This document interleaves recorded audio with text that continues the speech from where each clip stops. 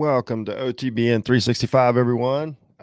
This Wednesday, May 11th, year 2022. It's good to talk to you. It's good to see you. It's good to interact with you. Again, thanks for sharing my coffee with me today.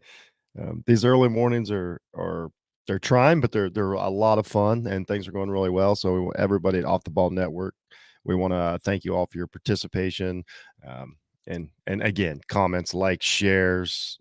Everything you do for us. It's really good. It's a lot of good things going on at the network right now. Um, Chris LeBron, the president, and our good and our partner Ken from Competitive Hedge podcast, which he does a show. We kind of team up every day, and he does an earlier show, daily show, a lot of sports betting, a lot of great information. Ken's a really great sportsman, and then I kind of do the other half where I just riff and I have no idea what I'm talking about. They're working on updating the website and stuff, so that's awesome. Yeah, things are kicking, things are going good, and it's all because of you. We appreciate it. So again, all the social media, like, share, follow. And of course, YouTube, hit that subscribe button. That means everything. So, all right, let's get started. It was a good. It looked like it was going to be a better Tuesday night in sports than it was. I think I promised you more on these NBA game fives than we actually got. We got a couple of blowouts. Let's start with the Miami Heat. They blast the 76ers last night. 120 to 185. They jumped out early, stayed on it. That's the Sixers team again. They teased us with a couple of victories in a row, and that's the thing about this team. We'll talk about the podium, but they win game 4, they tie the series. Oh, Harden's got zip in his step, and he quippy comments at the podium, and we're at the same old speak. We're figuring it out. We got it. We got the momentum. And then they come out in game 5, game 5s are huge. Like game 5s in 7-game series are always meaningful to one of the teams, whether you're avoiding elimination, whether you're trying to take the edge in the series. Game 5s are just really important. They're always that you can never throw away one. And what do? They come out and just get blasted. I mean, don't show up. Harden goes 5 for 13 and 14 points. Like, this is the guy that's telling me how they figured it out and they've learned to play together 2 nights ago. So I'm just over post game Harden. This is the version of him we're going to get. I don't really even want to speak much more on it. Harden is what he is at this point. I just have to accept it and not expect more out of him. But now on the opposite side of that, Jimmy Butler's rolling through these playoffs. Every night it seems like his energy up, his defense is up, his energy's great. He's scoring really well. Everybody talks about it. It looks, the way Jimmy scores looks weird, so we don't, it's not as stunning as like a Curry or even a LeBron when he's on fire, but he gets it from point A to point B. He's bothersome on the court. No, but he wears the other team out. He's having a great playoffs. He's 28 point. He's averaging 28 points and 53% shooting for the entire playoffs. He's just got it going right now. Miami looked great last night. A solid. It wasn't one guy that blew anybody out of the building. It was a team effort. Shut the Sixers down, and they are what they are at this point. Again, 7. Philadelphia may come out and tie the series in a couple nights. I don't know. I doubt it. I think it's over. But it's just after these games, it's the I'm not a big body language guy, but this team, like from Doc Rivers on down, like this team is just like hard to stomach after these games. Like I don't mind a team getting blown out and then they're kind of angry, kind of in they're in a bad mood. This team, they automatically kind of mumble, and then they always start talking about the press and blah blah blah, and it's just I just don't like it. I don't enjoy the 76ers team just after a loss, even after a win, whatever. So let's talk about Embiid. After the game, he comes out and he for whatever reason they bring up the MVP. Jokic wins the second MVP in a row. Embiid comes out and he starts. Go listen to the clip if you can. I didn't have time to get on the show today, but Embiid basically congratulates, and then he's like, it's cool, he deserves it. and then he trails off into, I don't know what I have to do to win it. I guess and then he starts this. Oh, you guys decide the narrative. So I guess it's who basically saying whoever you guys decide is going to win that year can win it. I don't know what else I can do. And then he says, I guess I'll just focus on winning the championship. And then of course immediately jumps into like, not that I'm not focused already, but now I guess I really need to focus just on winning the championship. You just lost game 5 of the second round of the NBA playoffs. If you're not focused on winning the championship, 100% focused at this point, then you're never going to be. It was really, really a bad look for him. And then all the finger pointing at the media, I can't stand this constant blame. There's this force out there that's working against these guys and for these guys. Do some people in the media have agendas? Of course they do. But does at the beginning of the year, does every sports writer and broadcaster across the country get together and have a secret conference and decide who's going to win these awards and who they're going to push for this? No, that's ridiculous. Jokic got it because his stats are crazy and he carried a team to the playoffs, not a very good team to the playoffs. Embiid had a great year. So did Giannis. So did a lot of these guys, but he should. Though it boils down to, he should not care. It's judge for yourself, but it's just the way he goes about it and the finger pointing. Like it's just got what we call rabbit ears. He's apparently hearing everything out there and reading everything out there. He even brought Bill Simmons into it, a story that died, 2 or 3 weeks ago about Jalen Green, a miss. And honestly, uh, something way out of context. It's just not a good look for the Sixers last night to get torched and to do this. And Embiid, I'm sorry, but if you're going to come out and tell me you should be the MVP and that you are focused on winning the championship, you got to give me more than 17 points, buddy.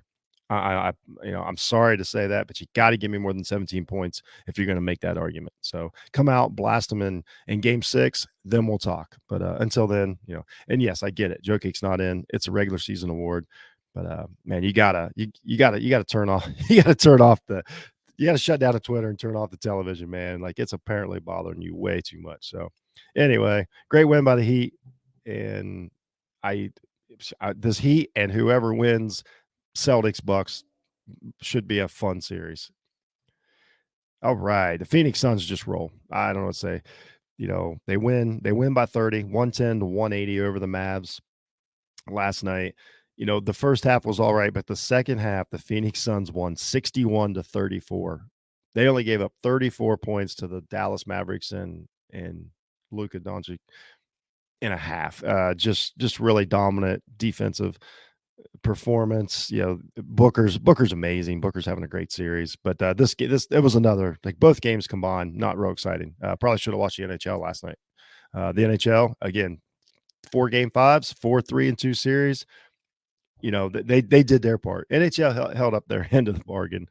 The NBA, not the best night, but it's been a great playoff, so I'm going to let them by. Chris Paul last night has 7 points. It doesn't matter. He was basically resting, or doesn't matter. I don't know. I'd like to see more than 7 out of him, but if you can blow a team out by 30 and Paul doesn't even really have to play, good for the Suns. That's a recipe. That's a recipe for winning. Pretty impressive stuff. And we'll see. I don't think, and I didn't. I've said it the whole time. I mean, you can listen to all my shows. I do it every day. I didn't think at any time the Mavs could pull this series out. To see a universe where they win 2 in a row with a rested Chris Paul, I just can't see it. Crowder got hurt last night. That's a factor. What a great, just a kind of a great two-way player. He's put together, over the last decade or so. But he got a shoulder injury last night. Didn't look great. Looked like one of those that could linger. We'll see. But overall, I just don't see the Mavs can muster up 2 wins in a row against a really, really, really, really good Phoenix team. When they're playing good, I think they're the favorite for the NBA title when they're playing good. But that's not. We just had 2 games where they didn't play good, so who knows? So that's that. Looking forward to the Bucks Celtics, obviously, to see if, I don't know, if Memphis Morant's or Ja Morant's officially out. Let's talk about Ja Morant for a second. Let's move on to that. He's ruled out for the series basically with a bone bruise. Now, can we all go back and look at what the slow motion knee pull that knee pull that Poole, did to John Morant. And, we kind of all went crazy and talked about it and dissected it and wonder if there need to be a suspension and all this stuff. And then now we find out it's a bone bruise. Believe me, I am not a doctor. I don't even play a doctor on TV. I know nothing about it, but I don't think what uh I don't think that play, the controversial play, I don't think caused the injury that Morant has. I'm not I'm that's a side argument of whether the play was dirty or not. You can still have that. We can still talk about that. But just in general, I don't think that play caused the injury.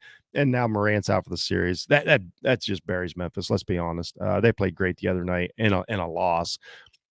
They're not beating the Warriors. They're not beating the Warriors 3 in a row without John Morant. It's just not going to happen. So it'll be interesting to see what they do. Bucks Celtics, we have no idea. I assume we're going to see 3 more historically good, knockdown, drag out basketball games. So I'm looking forward to those this weekend.